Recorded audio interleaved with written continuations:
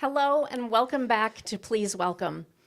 As we dive into the month of February, we want to extend a warm welcome to each and every one of you for joining us live, and also to those of you who have this in your queue and you watch it in your replay. We appreciate you being here with us every month. February not only brings the charm of Valentine's Day, but it also serves as a perfect checkpoint for those New Year's resolutions and the goals that we have set for ourselves just a few weeks ago. Yes, it was just a few weeks ago. So if you're here, pat yourself on the back for making it through January with determination and resilience. If you've fallen off on some of your goals, get back on. It doesn't mean that you have to throw them all away, right? There's your encouragement, get back on. All right, as a reminder, Please Welcome is a series that we created to highlight people who have specific areas of expertise and or are doing really interesting things in our business community. Sometimes the conversations are smack dab in the center of the meetings and events industry, and sometimes they're not. But you can always be certain that Please Welcome conversations will be thought-provoking. And we've got a great one for you today. So pulling up a chair to the mic here in the Please Welcome studio is our guest, Nick Engbloom. Nick, welcome. Thanks for having me. Thank you so much for spending your Valentine's noon with us today. Well, I guess nowhere else I'd rather be than right here. Wonderful. We're so glad. So we're excited about our conversation today because it is directly related to the meetings and events industry. You are the Senior Director of Development at the University of Minnesota Foundation. You are an auctioneer also, which is exciting. And you are the mastermind behind some mega events that we've heard about. They are iconic WineFest, love that, and the Champions for Children Celebrity Golf Classic. Those are just a few. Just a few, yeah. We'll talk about the other ones later. Okay, good. All right. So we knew that when it comes to the topic of digging into building million-dollar fundraising events, we knew that you would have a wealth of knowledge to share with us. So thank you. Well, I'm happy to be able to share that wealth. And I think I've said this before. And again, happy Valentine's Day to everybody out there, including my wife and kids. So This will be recorded so I can show them. Like I said, happy Valentine's Day. I love you guys. You mean you didn't say it this morning? I did. I had a whole thing set up for them, and I hope they really enjoyed it. Specifically, my wife, a bunch of arrows leading down to a basket in the morning. Oh. Yeah. But I'd wake up at 5:30 to do it, which you make gosh. sacrifices, right? It's a great idea. And she lets me go to a lot of events to help the community. But Good. at the event that I was at where I met your amazing team, the first thing I said is like, this is about community. So I'm here to help the community, nuggets, whatever I can provide. If we all work together, we all win in Minnesota. So I might have some really great positive things and can gloat about the awesome things we do at the University of Minnesota Foundation, but I want this to help others. And that's why I'm here today, and I hope I can provide some insight for that. Wonderful. Good. Thank you for sharing with our community. So let's talk a little bit about your role. And so why don't we have you lead us up to it? Tell us about your journey to the University of Minnesota Foundation. Yeah, I love this question. I grew up with a family of three siblings, and my oldest brother has Down syndrome. And so growing up from a young age, my father and mother always said to me, it's important that you take care of your brother and those that are less fortunate. And that's kind of stuck with me as I grew up and got very involved in Special Olympics. And he would go to this Down syndrome camp, and then later down the road ended up running the camp with Angie Niss for the Down Syndrome Foundation, and I always had this heart to give back. I went to college to play football and quit football and was like, I need to do something more, and got involved on campus at the University of St. Thomas, go Tommies. And it was this thing called Up Till Dawn, raising money for St. Jude Children's Research Hospital. And my first year, I was the marketing director of it, and we raised $50,000. The next year, I became president. We went from $50,000 to $110,000 raised. And St. Jude, my senior year, was like, would you ever be interested in working in nonprofits? And I'm sitting there with an executive management degree going, I'm going to go work for the corporate sector because that's what I'm doing. And 2008, we all know what happened. The market crashed, and St. Jude kept calling. And I took that job and worked for St. Jude Children's Research Hospital and opened up my eyes to the amazing work that can be done for nonprofits. And LinkedIn is a wonderful thing, and I realized that my mom would always tell me you should take your efforts and focus on Minnesota. And went on LinkedIn and saw this job at the University of Minnesota Foundation for an awesome health system, and I applied, completely underqualified, and my cousin helped me, really got me to a point where I felt confident enough to say I can do this and I'll be the best candidate for this. And I've now been there for 13 years, and I'm very proud of the work that I do and the team that I have and the people that I'm surrounded by. It is just one big happy family, and I just love what I do every day. That's amazing. purpose to passion, passion to purpose, totally. P squared. I use that Yep. when I talk. I say You do? it's your P squared, and you combine the two. It's a centered focus that we should all have every day. Yeah, yeah. I love that. We didn't plan that. If you're all listening, that was literally just happened right there. Yes, it did. I love those moments. Okay, so quick mention to those of you who are tuning in with us live, please drop your comments. If there's a question that you have for Nick, drop the comments here. Also, just tell us where you're tuning in from. We would love to know that as well. And again, thank you for being here. So one of the reasons that I was really excited about having this conversation with you is that I feel, I'm going to go a little bit off script here because I want to dive right into this, that I think a lot of times when we think about fundraising, especially for people that don't know that much about it, or don't know that much about development in general, is that it is so much more than just saying, okay, we need to raise funds. We're going to set a date. So we're going to schedule it. We're going to plan it. We're going to hope for the best. There is real strategy behind this. There are formulas behind it. And those are some of the things that I want to kind of raise to the top in this conversation because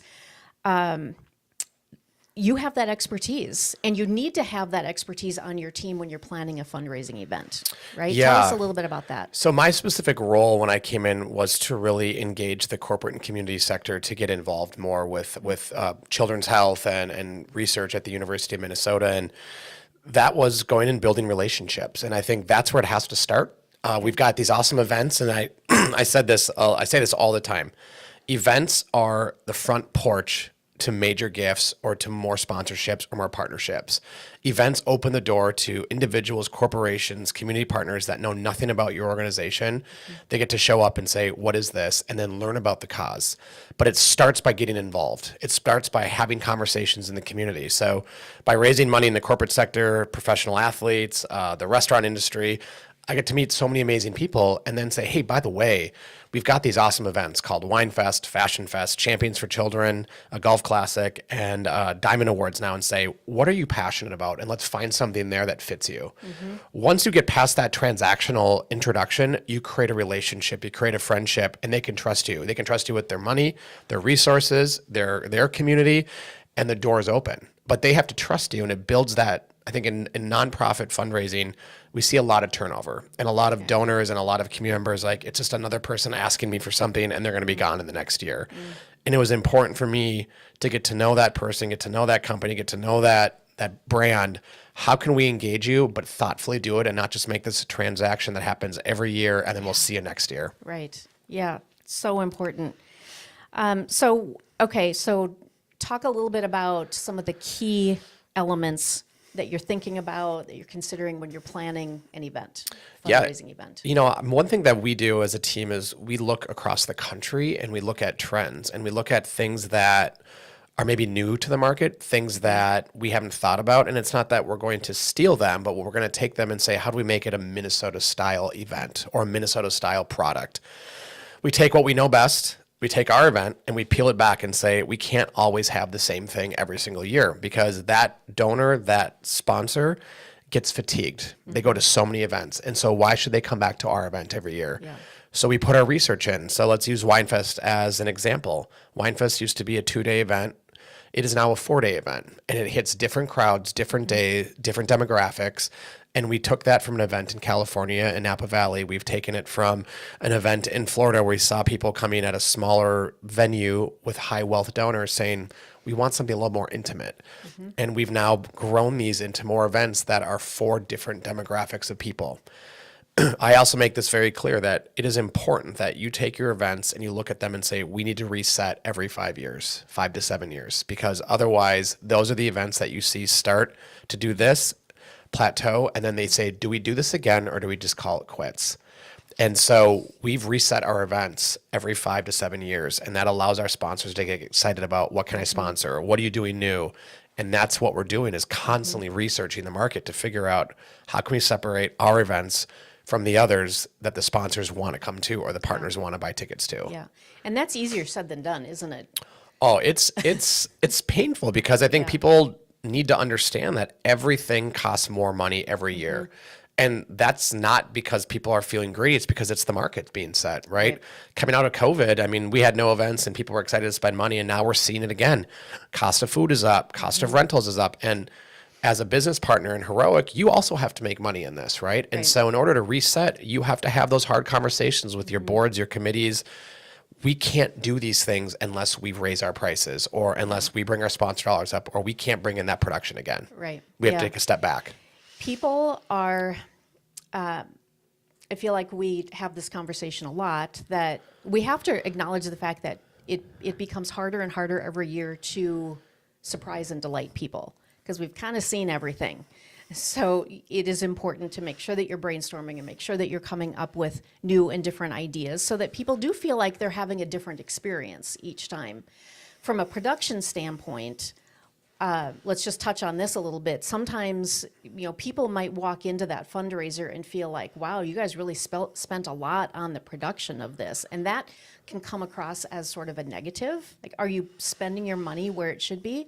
But that's really important to create the experience that you want to create for the people that are in the room, right? And I think it goes to you. We were talking about this earlier, Kitty. You wrote an unbelievable blog on the Heroic site about the taste, the senses of the events. And I believe in that 100%, because that consumer, that guest that comes in from the moment they walk into the moment they leave, what's going to be those memorable moments that they come back with to say, I better sponsor an event next year or up that price because of what they're left with.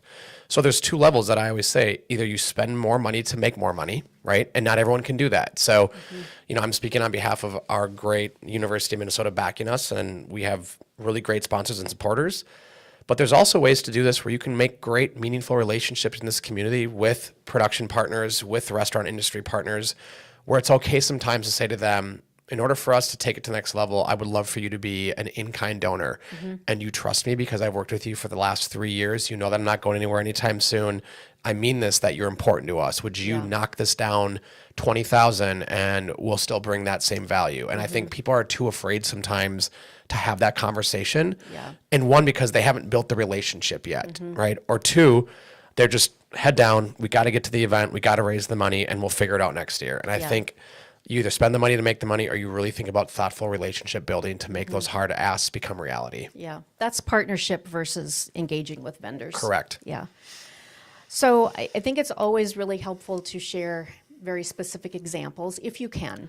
And I know sometimes there are things that we even here at Heroic, there are stories that we can't tell out of confidentiality. But can you share maybe some challenging examples that you have worked on specific to auctions or fundraisers? Yeah, I'll give 3 examples when it comes to the event standpoint. One was our Champions for Children Golf Classic.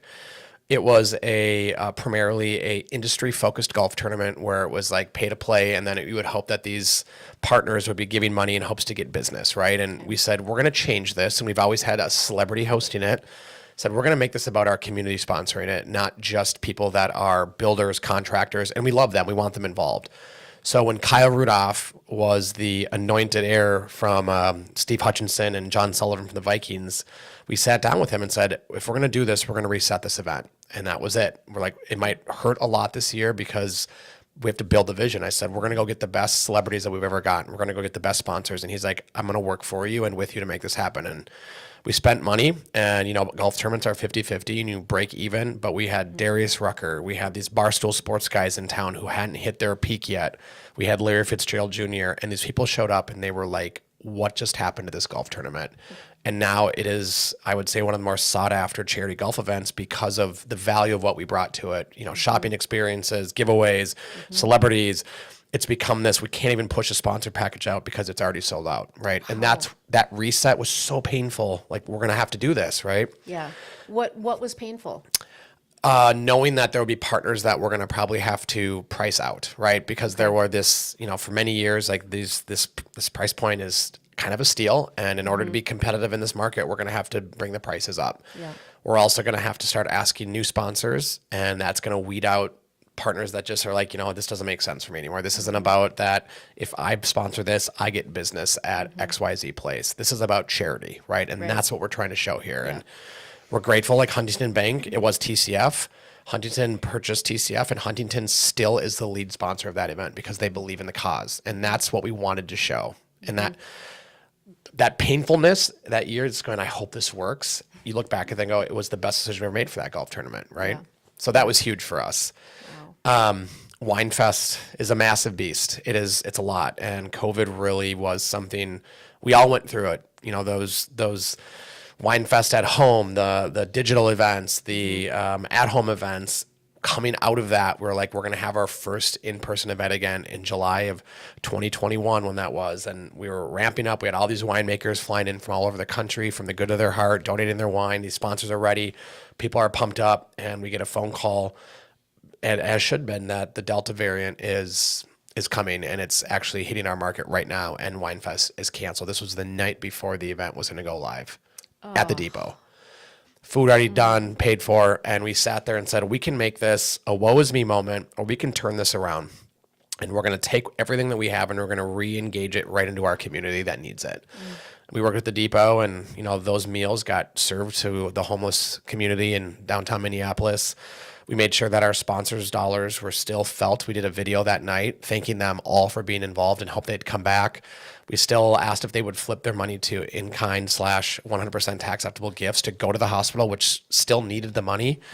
And I remember during COVID, a lot of our hospital partners and our restaurant partners have appreciated how we worked with them, because there were so many times that WineFest is such a catalyst for them to be serving food to the 1,000 guests on Friday night. Do they come to my restaurant? Or, our wine partners that are trying to really help get the brand out there. And when nothing could happen, we thought, let's use our wine partnerships and find sponsors to help feed our frontline staff, right? And we went to a lot of restaurants that were part of WineFest, and it was pretty cool to hear these restaurateurs say to us, you are paying for my staff's medical bills because you're buying food to support the frontline staff. And that's all because WineFest was such a great partner for all them for all those years, right? It's a community, and that's what it was.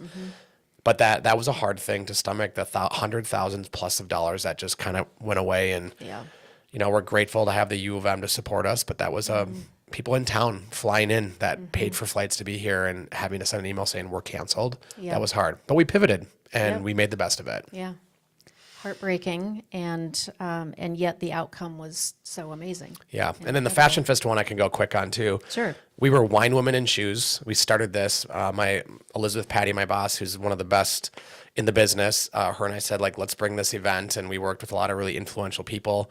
Wine Women in Shoes, a national syndicate, awesome wine. You've got shoes, you've got shoe guys, you've got all these national brands. What more do you need? Come into town, and we make this awesome event take place. And then a couple years later, we're we're spending all this money for a logo and a brand with national partners. Let's flip this to make it local. And we came up with Fashion Fest. And Fashion Fest in the fall, WineFest in the spring. And we said, no more national. We want this to be about all of our local vendors, boutiques here that we can lift up. And we went through a lot of legal struggles with Wine Women in Shoes and what that looked like, realizing that this event was what's best for Minnesota, not for what they think is best for them, right? And so we moved to the depot. We were at McNamara. We went from 250 guests to 700 guests, and we lifted up our local boutiques. And again, during COVID, when things were going crazy, we were lifting them up and helping support them. But those were tough times, trying to have those conversations with the national brand and your local, and you're trying to make sure you have the right legal counsel. Fun, but a lot of work. Yeah. Great challenges. Wonderful solutions. So let's talk a little bit about technology. Yeah. Right. And I'm very interested to hear your take on this, because we are used to the constant evolution of technology. So where does that show up in what you do in the fundraising world? How can we be successful with I think there's two buckets, right? We've seen a lot of different technological advances help fundraising catapult into whole new dimensions, right? We've seen crowdfunding sites where people can feel that their dollars are meaningful, right? Not everyone can give $100,000, $50,000, but let's say you want to make $100 and you want to be recognized. Those social platforms are so powerful because you get to see your name, you get to see the cause, you know where it's going. We've seen those ice bucket challenges and some of those things go viral, and those are really awesome for charities, but they do come and then they go. But the staying power with technology is that we can go on any device any time of any day at any event and say, I want to make a donation or I want to bid on something. And that is super important, right? We're never going to lose that in-person auction feel. Yeah. And I was watching this thing with on Christie's, which is a national charity thing. We're talking about like over in Asia where people are spending $40 million on pieces of art. And it was interesting to hear, and we're not doing this in Minnesota, but for those national brands, it makes total sense. There can be a live auction happening, right, with a live auctioneer. And what used to be the call-in, I'm going to come in. You've got people online over in other parts of the world overbidding you with 1 second clicks, right? And they're getting that bid up and they're winning. They said that's the future for national events. And I think what's going to happen is you're going to see more of that. When we saw the NFTs coming out and people were doing these bidding, that's where I think the future will go, and it continues to go with silent auction and live auction. How do we blend them together? We're still trying to figure that out because there is something about being in a room with people that want to give and you call them out and give them their moment. Yeah. But I think we can reach different areas. And at the U of M specifically, we're very fortunate because a lot of donors are from all over the world and they want to be involved. And with WineFest, we have an awesome platform that we open up on Wednesday and keep it all the way through Saturday so all 50 states can engage, even if they're not coming on Saturday night. Okay. And we've seen massive increases in bidding. That's It's awesome. brilliant. It's awesome. Yeah. There's also a spectator component to it, right? That just brings more people into it. So even if you're not going to be a big donor, you end up being a sharer of Yes. the experience. And You can feel proud of making a difference, whether you're watching it or giving at it, right? And that's what's Yeah. important. You know, I think after COVID, everyone wanted to keep that hybrid virtual charity event, and we tried it, and we got maybe 2 to 3 people tuning in. What they loved being part of was the silent auction, and they loved it. Come in on Wednesday, and you would see North Carolina, you would see Texas. You're like, this is working, right? And we're hearing actually some trends that people want to open an auction on the night of the event and then keep it open 4 days after the event. Because then you can talk about the successes and you can talk about, you know, what items are getting more bids. And so there's a mix of both. So you can do before or after. And I think auctions are seeing huge increases. yeah. Oh, I love that. It's fascinating. I mean, just in general, technology has made our world so much smaller. Yeah. And that much harder sometimes. I think everybody wants to revert to technology for everything. And I agree. Technology makes things so easy, right? Yeah. But there's something about that human element that you cannot make up, right? When you and I right now, if you and I were doing this virtually, I think the fun banter that we could have had before may not have been as intimate as we were talking things that were like, oh, this is really cool, right? I think you lose that. And I think events have to continue to evolve to make sure that you don't lose that human element. So if you go completely virtual, what is the human element of that event then, right? So I think there still is this education piece that events have to kind of evolve with the times. But like even influencers, they're massive, right? But I think you're starting to see changes there too now. I think there's too many influencers, and who's going to stand out and how are they going to be lifted and how can they come to events and actually make meaningful posts that don't get mixed up in everybody else's posts, right? Yeah.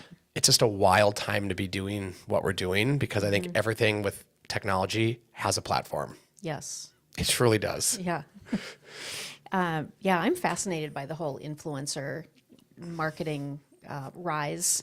And I think you're right. We're at a point now where we're going to see some big change. I agree. Yeah. I think we're going to see people not just picking up brands to influence on them to make money. I think you're going to find things that they're passionate about and really drive those home because that's where I think they can then talk from the heart and not just say, I'm collecting a check, right? Right. It's the same thing that we talk about. We can put on an event and make it transactional, but it's going to just be this the whole time and then having that drop off, right? Yeah. So how do we make it personable? Right. So a couple of things. I want to make sure that we talked thoroughly and get your insights on this. You touched on it at the beginning, the importance of developing relationships with donors. What else anything else that you want to share on that topic? Because that is incredibly important. Again, it's not just putting on the event and inviting people, right? You've been developing relationships with these people that will be... They're true friendships. I mean, we Yeah. joke around, but it is true. I think a lot of charities want this to happen is you want it to be called fundraising, not fundraising, right? So it's fundraising with your people that you want to be around. And I don't feel like I have to be afraid to ask somebody for something because I know that they want me to ask them, right? Yeah. And when you build up that relationship it goes both ways. If they need something from me, I'm going to deliver for them because I know that we've created a partnership and a relationship and a friendship out of that. But you have to put in the time. You have to really listen to people and not just think about yourself. And so I always tell the team that I have and who's amazing to work with, ask about what they are up to. What do they need first? Because I think a lot of charities will come in and a lot of partners will come in saying, I need this, this, this, and this, and you can give that to me. And I think you can flip it upside down and do it more thoughtfully and say, what can I do for you? And they're going to say, well, you're a fundraiser. Like, but I have relationships that I think could help you. Yes. Businesses that can frequent your restaurant, restaurants that are looking for new banks. Let's show how our events can intertwine all of us, where that triangle that I talk about is the charity, the partner, and the other partner. If we all do this together, everyone's going to win. And Right. everyone's going to create some sort of relationship off that will benefit one another. Yeah. But that all takes time. Yes. Time and authenticity, 100%. being genuine. And not everyone's going to work. I mean, there are partners that we just don't work with and partners that it just didn't work for. And that's okay. Right. They will find their person or their Yeah. their community in Minnesota or their nonprofit. And that's great. You know what? We could maybe introduce you to some of those partners. If we have that contact, I have no problem saying you should connect with that person there. Yeah. Exciting. What are you working on right now? What's coming? Well, it is spring season, as we're saying. It should be winter, but it's not. It's event season. Like, it's really fun. Things are happening like crazy. People are talking about sponsorships and which events. You know, I'm very blessed to be able to go to a lot of other events in the Twin Cities. They invite us or invite me, and they want me to come check it out. So I'm excited for, you know, the Santa Foundation has a big event coming up, and he's such a great guy and does a lot for the Conway community. So I love to go see what they're up to. You know, we're planning for WineFest. We're getting a lot of great winemakers committing, and we're pumped about that. You know, we've got awesome chairs. Mika Morris from the Minnesota Twins and Martin Nance from the Minnesota Vikings are leading this event. And Okay. you're going to see some pretty influential people coming to Minnesota for WineFest. And so we've been on calls with celebrities who are just like, wow, that's so cool. Like, they're Exciting. coming to Minnesota to Yeah. a wine event, right? And we're pumped about that. You know, we're always ramping up for events, but I think right now the seasons are kind of changing. People get excited about going outside. I love golf, so I'm getting the itch right now for that. And so you're already looking at golf tournaments and which ones do you want to, you know, help out with or be involved with. But Yeah. you know, I think right now my biggest thing is it's the reconnections. And I think you can spend all winter really focusing on, okay, who do I need to say hi to? Who do I visit? Who have I neglected, not by choice, but I just completely forgot? I can be a better responder or communicator. This is my chance, because when spring, summer, and fall happen, it is like one after the next. Yeah. And my wife and I were sitting looking at calendars. She's like, all right, which nights are you doing this? And when am I traveling? And you're going through everything because you're already prepping for summertime. Right. What does your team look like? So I've got an amazing team. I've got Brittany. She runs our events, and she spoke at Raise and Arrange, and she's just a dynamic leader. And that's one thing that I will say is, like, let's lift up your teams as much as you can, because, you know, especially in the nonprofit world, it's a dog-eat-dog world out there, and people are moving around trying to find the next step. And sometimes it might not be salary increases, but you know what? I want to put you on a platform for doing great things at some of the biggest events. Let's make sure that you are forward facing, and it's not me or Elizabeth. And Elizabeth always did that with me and lifted me up, and it's my job now to make sure that those members get involved and they're lifted up. I've got three other team members that focus on other parts of the U of M, and they do awesome stuff, inner city initiatives, Diamond Awards, corporate and community cause marketing partnerships, where you see those roundup campaigns. I've got team members that do that, and they carry the load, and it's fun. I mean, that's the whole point, is you build this, and then they were like, we got it. And I have full faith that they've got it, right? And they're awesome partners. What a great feeling that is. It's so awesome. Yeah. Got this. Yeah. You got this. I'm going to say that every time now. You got this, right? You got this. Yeah, you got it. Well, and what that does for the person on the receiving end, I mean, that's amazing. It's an amazing feeling when the person that you report to, when you know that they have that confidence in you. 13 years in one role in nonprofit work. I like to think I'm impressed with myself, because I've always said I want bigger, better things. But when I look back at it, I'm glad that I've continued to do what I'm doing, because it's meaningful to this community.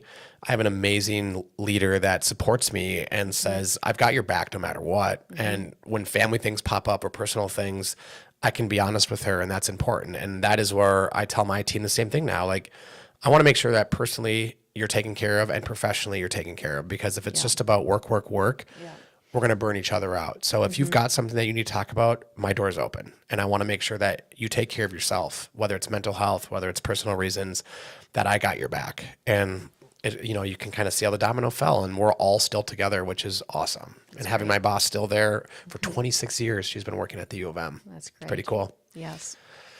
How can people connect with you? Oh boy. I like to say LinkedIn is always the easiest, but I give out my number and I get excited because then it's like we're coming up with new ideas. I just say I'm an open book. My number, my LinkedIn, feel free to come find me on Instagram. I don't do a lot on Instagram. I look on Instagram. I use that as kind of what's going on in the community. Yes. I like to see if people are getting accolades and awards, but those are ways for people to connect, and I think that's the best way. Or come to our events, see me at events. I love to talk to people at other events. I love to find connections. I saw you do this. We should get together. So definitely a big LinkedIn guy. I really love LinkedIn. Okay. Yeah. So, and I feel like we've covered a lot of topics today. There are also still probably a lot of areas that we could talk more about. So if you, for those of you who've been tuning in today, if there are other avenues here, other parts of this conversation that you'd like us to dig in more to, let us know that. Send us a message, and we'd love to have you come back again. I would love to. I'm already thinking of people that should come on here too. It's great. Good. You guys do amazing things, and I think, you. in the world that you live in, it's a hard time to be doing what you're doing, and you're successful. So congratulations. Thank you. Thank you. You're right. It is, always helping our clients to create something new and different and meet their goals with their meetings and events. That is what we do here at Heroic Productions.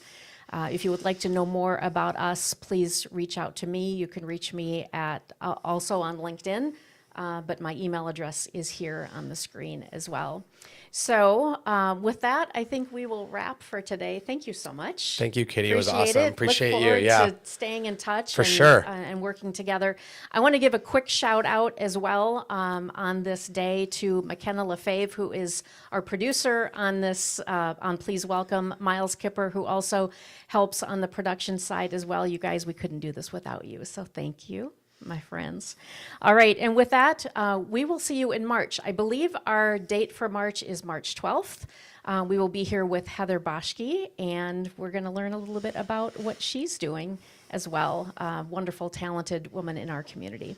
All right, we'll see you next month, everybody. Have a wonderful Valentine's Day.